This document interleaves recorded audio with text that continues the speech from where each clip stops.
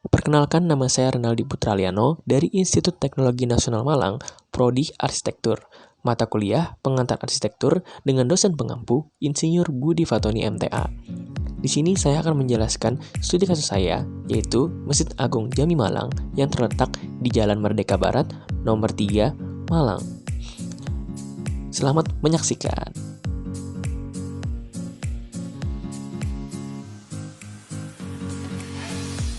Masjid Jami merupakan salah satu saksi sejarah dari perkembangan kota Malang. Berada di sisi barat alun-alun kota, wilayah sekitar tersebut merupakan salah satu yang pertama hadir ketika kota Malang modern mulai berkembang. Masjid Jami mulai didirikan pada tahun 1890 di tanah yang dimiliki oleh pemerintah. Pembangunan masjid ini sendiri dilakukan dalam 2 tahap. Tahap pertama mulai dibangun pada tahun 1890, sedangkan tahap kedua dimulai pada 15 Maret 1903 dan rampung pada 13 September 1903. Dalam pembangunannya, masjid ini memadukan 2 gaya arsitektur yang berbeda, yaitu arsitektur Jawa dan Arab. Gaya arsitektur Jawa masih dapat dilihat dari gaya atap bangunan masjid lama, terutama di bagian dalam. Sedangkan gaya Arab diadaptasi dalam bentuk kubah masjid serta minaret atau menara yang ada di masjid. Salah satu hal lain yang cukup unik, masjid ini disebut termasuk dalam 3 masjid berioni atau bertuah di Jawa Timur, setelah Masjid Sunan Ampel Surabaya dan Masjid Jami Pasuruan. Itulah yang menyebabkan bangunan utama dari masjid ini tetap dipertahankan hingga sekarang. Terdapat 20 tiang di bagian dalam masjid yang menggambarkan sifat wajib Allah, sementara 4 tiang wajib sebagai sifat Nabi Muhammad, yaitu sidik, benar, amanah, dapat dipercaya, fatonah, bijaksana, dan tablik, menyampaikan. Tiang-tiang yang ada di masjid disebut juga memiliki tuah.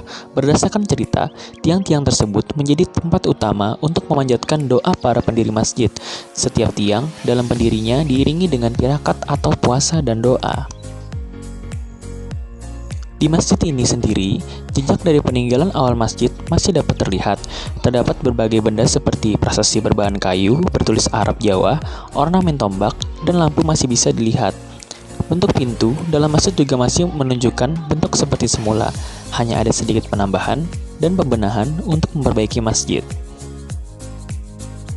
Menurut saya, secara umum, Masjid Agung Jami Malang termasuk dalam arsitektur klasik karena memiliki ciri-ciri tersebut, yaitu memiliki banyak sekali ornamen atau hiasan hampir di setiap sudut bangunan, penggunaan kolam dan balok atau entablatur sebagai elemen utama, berupa bangunan yang besar dan megah dengan waktu pengerjaan yang cukup lama, memanfaatkan efek distorsi mata untuk menciptakan kemegahan dan keindahan bangunan-bangunan utamanya.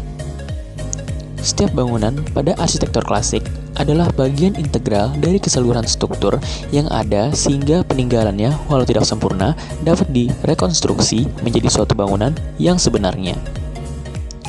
Serta keletakan ukiran pada dinding di Masjid Agung Jami Malang dimaksud untuk menjadi point of interest bagi setiap tamu yang berkunjung.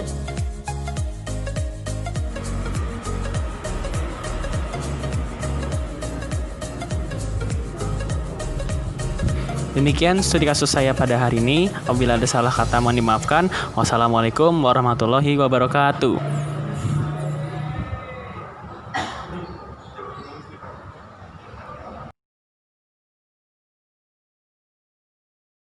Assalamualaikum warahmatullahi wabarakatuh. Nama saya Alan Hermawan, NIM 20 34. Prodi Arsitektur. Saya akan menjelaskan studi kasus dari Candi Jago ini. Studi kasus Candi Jago. Candi Jago berasal dari kata Jajaghu yang didirikan pada masa kerajaan Singasari pada abad ke-13. Candi ini memiliki pondasi yang sangat kuat dikarenakan tersebut tidak menggunakan pilar untuk menyangga atap atau bangunannya, namun tersusun atas batuan-batuan mulai dari pondasi hingga sampai ke atap. Pada zaman dahulu masih belum ditemukan alat-alat berat yang digunakan untuk membangun bangunan atau candi yang sangat besar. Dan uniknya lagi, bagian atasnya hanya tersisa sebagian dan menurut cerita setempat karena tersambar petir. Memiliki banyak sekali ornamen atau hiasan hampir di setiap sudut bangunan. Bahan utama menggunakan bahan yang langsung diambil dari alam. memanfaatkan efek distorsi mata untuk menciptakan kemegahan dan keindahan bangunan-bangunan utamanya, berupa bangunan yang besar dan megah dengan waktu pengerjaan yang cukup lama.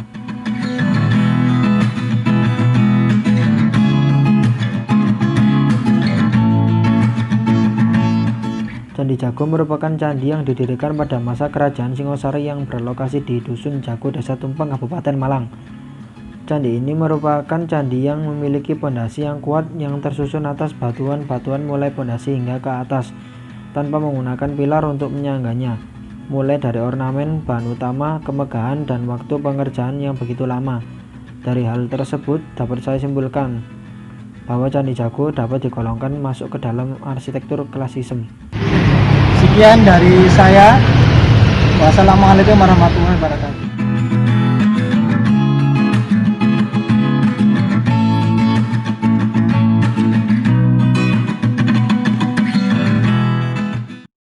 Assalamualaikum warahmatullahi wabarakatuh. Perkenalkan, nama saya Maulana Argi Hari Pratama, NIM 2022004 dari Prodi Arsitektur, dari kampus Institut Teknologi Nasional atau sering disebut dengan ITN.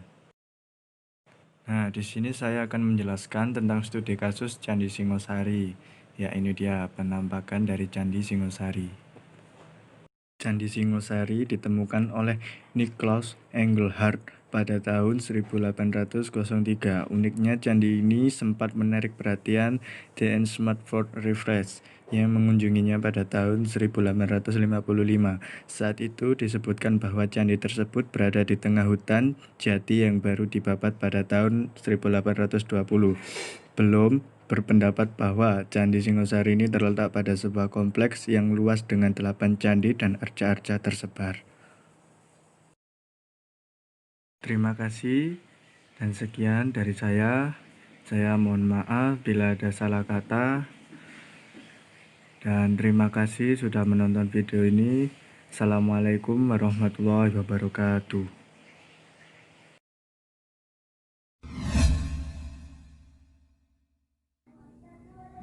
Assalamualaikum warahmatullahi wabarakatuh. Perkenalkan, nama saya Haji Abdul Halim, NIM 2022008, Prodi Arsitektur. Balai Lumbung adalah sebuah bangunan asli suku Sasak yang sudah ada sejak pemerintahan Kerajaan Karangasem abad 17, yang berfungsi sebagai rumah tinggal dan tempat menyimpan harta benda. Memiliki fasilitas yang dibagi menjadi 3 bagian, yakni ruang induk dapur dan ruang tidur. Berikut inilah ruang induk dapur.